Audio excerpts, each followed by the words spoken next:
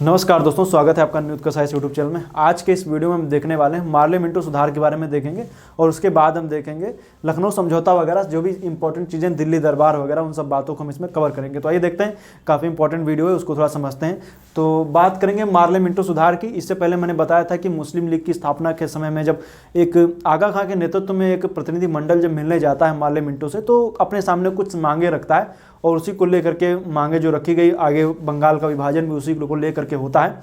तो जो उसके बाद में जब हम देखते हैं कि तो आश्वासन जो दिया गया था कि मुस्लिमों को एक पृथक निर्वाचन मंडल मिलना चाहिए, तो ये सब चीज़ें जो बातें कही गई थी, उनका आगे चल के मार्ले मिंटो लॉर्ड मिंटो ने क्या किया था, आश्वासन भी दिया था कि हम आपकी बातों का अमल करेंगे। तो बातों को अमल करेंगे, तो लेकिन कब करेंगे, तो वो घड़ी आ गई और वो आती 1909 में, जब मार्ले मिंटो सुधार आता है। मार्ले मिंटो सुधार में क्या किया था, कुछ बातें कही जाती हैं। वो बातें कौन कौन सी हैं उनको हम आपको बताएंगे। भारत सचिव जो मार्ले मिंटो है, तो मार्ले जो है भारत सचिव है, मिंटो जो है यहाँ का गवर्नर जनरल है। एक अनुडेल कमेटी है जिसकी रिपोर्ट के आधार पर मुस्लिमों के लिए पृथक निर्वाचन मंडल की बात की गई थी। ये टॉपिक जो है पर्टिकुलर पॉलिटी का सेक्शन आ जाता है, संविधान में हम इसको पढ़ते हैं, लेकिन इसको फिर भी हम कुछ चीज़ें, इंपॉर्टेंट चीज़ें जो उनको हम बात करेंगे। पृथक निर्वाचक मंडल की जो हम बात करें उसको मेन रूप से हम इसमें आपको बताएंगे। केंद्रीय विधान परिषदों में सदस्यों की संख्या में क्या कर दी गई, वृद्धि की गई। पहली बात तो ये, उन वृद्धियों में लेकर के जो हम देखेंगे, अतिरिक्त जो सदस्यों की वृद्धि की गई, उसमें मुस्लिमों के लिए पृथक निर्वाचक मंडल की भी स्थापना की गई। तो पृथक निर्वाचक मंडल क्या है उसको हम थोड़ा समझेंगे। इसको लेकर के भी बातें हुई कि पृथक निर्वाचक मंडल जो है वो क्या हो रहा था, सांप्रदायिकता को बढ़ावा दे रहा था, ये कह सकते हैं। एक मतलब आगे चल करके इन्हीं सब बातों को लेकर के, जिसपे क्या होता है, आगे आप देखेंगे तो विभाजन हो जाता है, पाकिस्तान देश वगैरह बनता है। तो मुस्लिमों को लेकर के, और अंग्रेज भी यही कर रहे थे, और क्या करना, डिवाइड एंड रूल की पॉलिसी जो कर्जन लेकर के चल रहा था, उसी का ही अमल करने की कोशिश कर रहे थे। तो इस वजह से यहाँ पर क्या किया गया, पृथक निर्वाचक मंडल की बात की गई। तो पृथक निर्वाचक मंडल क्या है उसको हम थोड़ा समझेंगे, लेकिन देख लें 6 क्षेत्रों में था। 6 मतलब कह सकते हैं निर्वाचक क्षेत्र थे। कौन कौन से, बंगाल के 2, पूर्वी बंगाल, पश्चिम बंगाल, इसको, लेकिन बंगाल थोड़ा एरिया वाइज बड़ा था, इसके लिए 2 थे। मद्रास में 1, बंबई में 1, संयुक्त प्रांत 1, बिहार प्लस उड़ीसा में 1। इतने क्या किए गए, ये टोटल पृथक निर्वाचक मंडल मतलब कि मुस्लिमों के लिए आरक्षित कर दिए। इसमें क्या होता था, इसमें थोड़ा सा देखेंगे। मान लीजिए जैसे ये कोई क्षेत्र है, ये कोई मान लीजिए कोई एक, जैसे लोकसभा का क्षेत्र होता है, विधानसभा का क्षेत्र, विधानसभा क्षेत्र होता है, नहीं, उसी तरीके से क्या, मान लीजिए कोई क्षेत्र है। मान लीजिए हम एग्जाम्पल में ले लेते हैं, बम्बई क्षेत्र है, बम्बई का निर्वाचक मंडल ये क्या, ये है। तो मुंबई में जो प्रतिनिधि खड़ा होगा वो क्या होगा, मुस्लिम खड़ा होगा, मुस्लिम खड़ा होगा। और इस क्षेत्र में जो इनको वोट देगा वो सिर्फ मुस्लिम ही दे सकता है। इनको अदर का मतलब कि दूसरे धर्म के लोग इनको वोट नहीं दे सकते। तो देखिए, अगर जो कोई, मान लीजिए बम्बई एग्जाम्पल के तौर पर मैं ले रहा हूँ, यहाँ पर खड़े हुआ कोई कैंडिडेट जो खड़ा होगा वही मुस्लिम होगा, जो उसको वोट देंगे वो भी सिर्फ मुस्लिम देंगे। यही पृथक निर्वाचक मंडल था। तो इसमें आपको देखने में लग नहीं रहा है कि मतलब ऐसा सांप्रदायिकता को बढ़ावा मिल रहा है कि कहीं पे कोई कैंडिडेट खड़ा हो, मुस्लिम खड़ा होगा तो उसको सिर्फ मुस्लिम ही वोट दे सकते हैं। तो ये ऐसी सी बातें आने लगी। तो अभी भी इस समय, वर्तमान समय में भी आप देखें तो सीटों को आरक्षित कर दिया जाता है कि ये मतलब कि क्या है कि एससी के लिए आरक्षित है, ओबीसी के लिए आरक्षित है, एसटी के लिए आरक्षित क्षेत्र होते हैं। क्यों होते हैं, नहीं तो क्या होगा कि उनकी संख्या के अनुपात के अनुसार पे उनको प्रतिनिधित्व नहीं मिल पाता है। लेकिन जो प्रतिनिधित्व नहीं मिल पाता, अब जैसे मान लीजिए वर्तमान समय में हम एग्जाम्पल के तौर पर लेते हैं, कोई क्षेत्र है, उसमें कोई भी, जैसे मान लीजिए कि कोई ऐसे नॉर्मल की सीट है, उस पर कोई भी खड़ा हो सकता है, जनरल, ओबीसी, एससी, एसटी, कोई भी खड़ा हो सकता है। तो मान लीजिए इस पर कोई भी खड़ा हुआ, मान लीजिए एक ओबीसी कैंडिडेट खड़ा हुआ, एक एससी खड़ा हुआ और एक जनरल खड़ा हुआ। तो जो यहाँ पर आप देखेंगे तो इस क्षेत्र में क्या होता है कि 3 अलग अलग सदस्य, मतलब अलग अलग लोग खड़े हो रहे हैं, लेकिन ये क्षेत्र बाहुल्य क्षेत्र है। किसका, ये बाहुल्य क्षेत्र है। मान लीजिए यहाँ पर जनरल बाहुल्य है, जनरल का क्षेत्र बाहुल्य क्षेत्र है, यहाँ पर सामान्य लोग ज़्यादा रहते हैं। तो अब इसमें क्या होगा कि अब कैंडिडेट खड़े हैं 3, तो इसमें देखा जाएगा कि आखिर देखें तो एससी को अगर जो खड़ा होगा तो सीधी बात उनको कौन वोट देगा, ओबीसी खड़ा होगा तो उनको कौन वोट देगा। मतलब कि सांप्रदायिकता यहाँ पर थोड़ा सा पहले से चली आ रही। तो इसमें क्या है कि मतलब जातिवाद, जातिगत वोट यहाँ पर साधने की कोशिश होगी। तो यहाँ पर क्या होगा, हमेशा जनरल कैंडिडेट जीतता रहेगा। किसी विधानसभा क्षेत्र से हमेशा जनरल कैंडिडेट जीतेगा क्योंकि उनकी संख्या ज़्यादा है। लेकिन अगर जो यहाँ पर एक संख्या ज़्यादा है, अगर यहाँ पर इस सीट को आरक्षित कर दिया जाए कि भैया ये सीट जो है एससी के लिए आरक्षित है, यहाँ पर क्या होगा, हमेशा एससी, मतलब इस इलेक्शन के लिए यहाँ पर एससी के लिए सीटें आरक्षित है, इस पर हमेशा एससी कैंडिडेट खड़ा होगा। अब जानकर आप इस चाहे आप किसी भी बाहुल्य को हो, लेकिन एससी खड़ा होगा तो जीतेगा ही तो एससी, और कोई तो जीत नहीं पाएगा। तो ये हो गई। लेकिन ऐसा नहीं कि एससी खड़ा हो तो उसको सिर्फ एससी वोट देते हैं, उसको सब वोट देते हैं।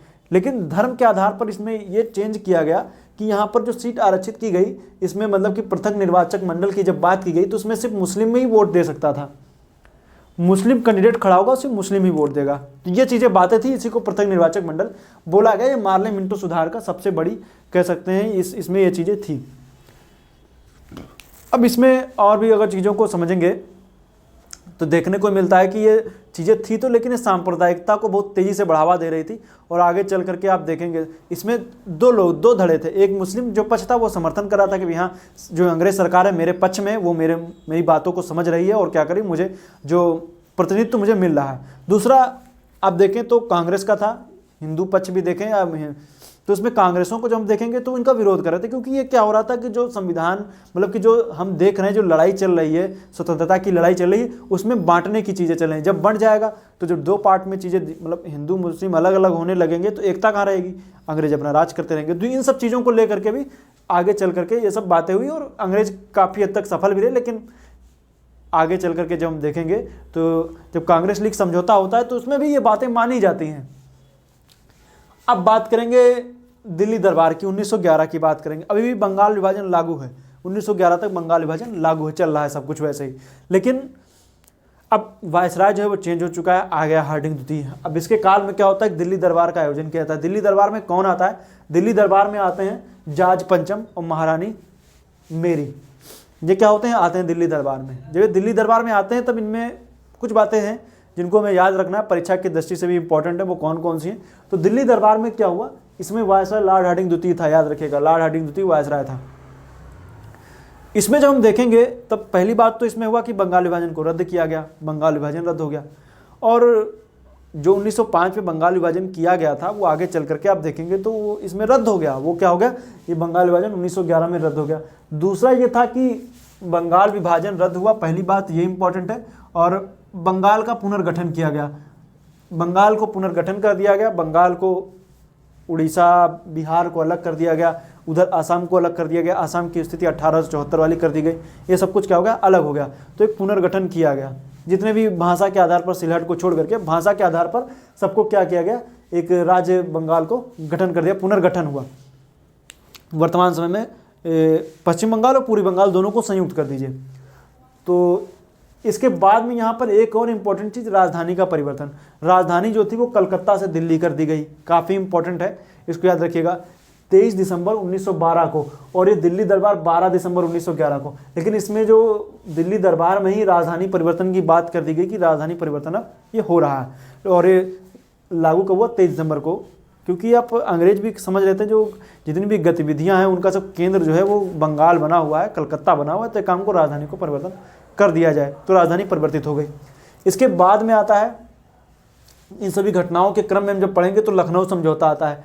लखनऊ समझौते में क्या हुआ, एक ये 1916 का है।